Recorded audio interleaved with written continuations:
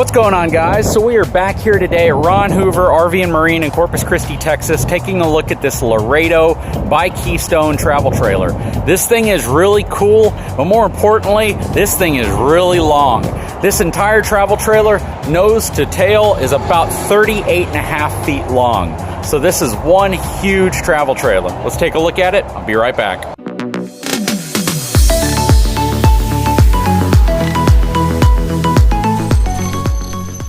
So even though this is a very long travel trailer, it has a relatively light gross vehicle weight rating for its size, right at 10,000 pounds. You're going to see probably about 1,000 to 1,500 pounds on the hitch of your truck with 4,400 pound axles. The ratings are about right. Power tongue jack, pretty much standard on your higher end travel trailer units. This unit has 3 cable driven slides, pass-through storage up front, as well as more storage underneath this slide. Has a very large pass-through storage up front as well. It's about 3.5 feet wide. It's about 16 inches tall. Also, the doors themselves are a little thicker than most doors you see on travel trailers. Heavier with slam latches. And it has a magnetic hold, which again, a lot of travel trailers don't have. This unit also has the leveling system on it as well. You can see one of the electric jacks up front here. This is the 335 MK. Has a Glacier package, which is just an improved insulation package if you're going to be taking this out in the cold weather. 3-year warranty.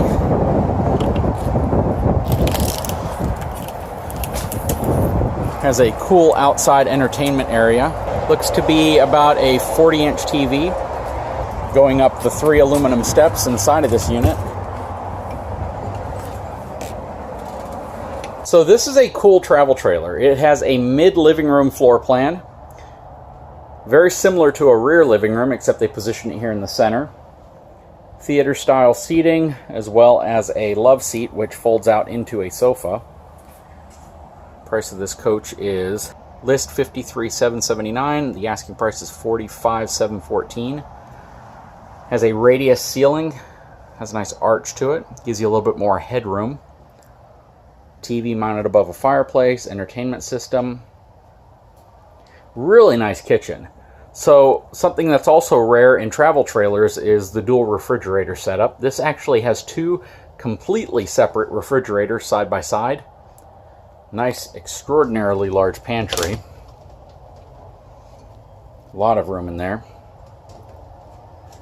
Nice kitchen setup and additional pantry storage right here. The island is nice because the sink only takes up about half of it, and the other half is just extra countertop. Of course, you got a lot of countertop back there, which is really nice as well. Lots of drawers and under countertop storage, including under the sink. Area for a trash can. More storage. And dedicated drawers for any type of utensils or anything else you want to put in there. Nice trim work. This is a good setup. So traditionally, in a rear living room type setup, this part right here would be back there and the kitchen would be in this area. This actually makes sense the way it's set up here, and it gives you a lot of room. Again, still that very rear living room type setup. Instead of a full-size sofa, it does have a smaller love seat here, but you can still easily watch TV. You don't have to worry about craning your neck real bad. And they give you even more storage right here. So if you compare this to a rear living room travel trailer, you probably have more countertop storage and pantry space in this than you would traditionally have in most rear living room setups. Let's make our way over to the bathroom area. Stopping at the control panel. Nice control panel, finished off real well here. One thing I've noticed with a lot of RVs, and it's something to pay attention to, this trim piece here isn't just for looks. It's to actually space this panel out slightly because these walls are relatively thin. So if you don't space this panel out, all of the wires and everything that control your slides, control your lighting and everything is kind of crammed into this real narrow space. By spacing this out a little bit, it gives the wires a little bit more room to flow without putting pressure on the back of this board.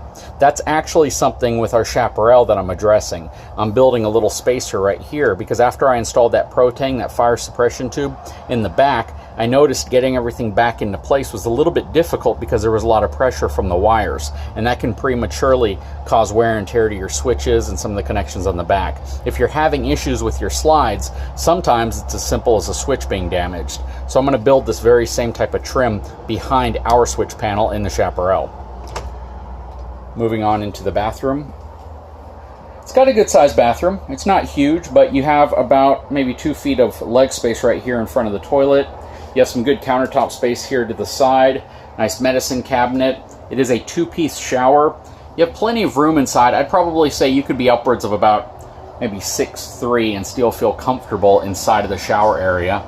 The bathroom itself, if you're not in the elevated shower, as you can see, it raises off the ground about 3 inches. But if you're not there, you can probably be upwards of 6'5" and still fit comfortably in the bathroom. Going along to the master bedroom. So this has a very nice master bedroom. You have a tremendous amount of room here at the end of the king-size bed. So traditionally in travel trailers and fifth wheels, the master bedroom slide might only go out about 1.5 feet. This one goes out roughly a full 3 feet, which is going to give you all of that room here at the end. This is very, very nice, and it's a feature a lot of people don't think about until they get into RVing and they realize having a lot of room at the end of the bed makes a lot of sense. Lot of front closet room. Just a tremendous amount of room in here. Let me turn the light on so you can see. You get a ton of room here, and if you're wondering what that is, it's kind of like a nightstand right here where you can use it as storage. More room above, nice shelf area, good for shoes or folded clothes.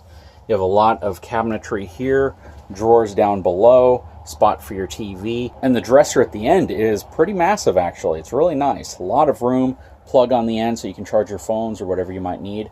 On each side of the bed, you're probably going to get about 10 inches of room on this side. You get about 1 foot on this side, but there's not a ton of room to get onto the bed. The nice thing though is you have a lot of room at the end of the bed, probably about 3.5 feet here, so you could make it a pretty easy task crawling onto the bed. It does have dual air conditioning. This one is a direct fire unit, so you would control it from up here. As I was walking back out into the living room, one thing I did notice was the outer portion of the doors have some really nice trim work on them. Look very residential. And then you have your Coleman Mach system control thermostat here and an exposed air conditioning system here. So this does not have the Whisper Quiet AC unit, but it's still a very nice unit in general.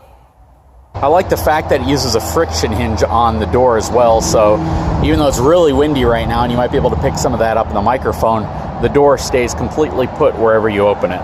This does utilize the Dexter EquaFlex suspension,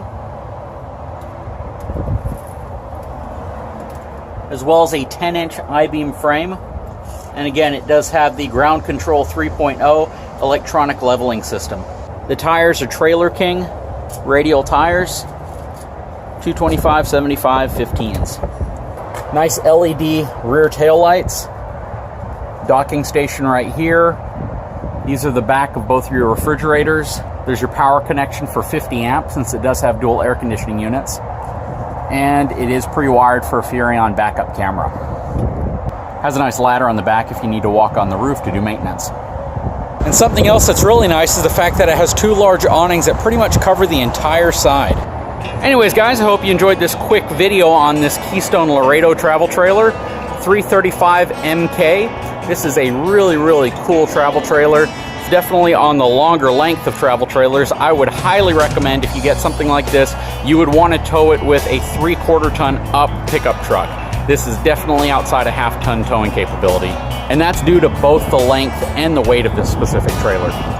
Anyways, guys, if you haven't had a chance, please take a moment, subscribe to my channel, give me a thumbs up, and we'll talk to you again very soon.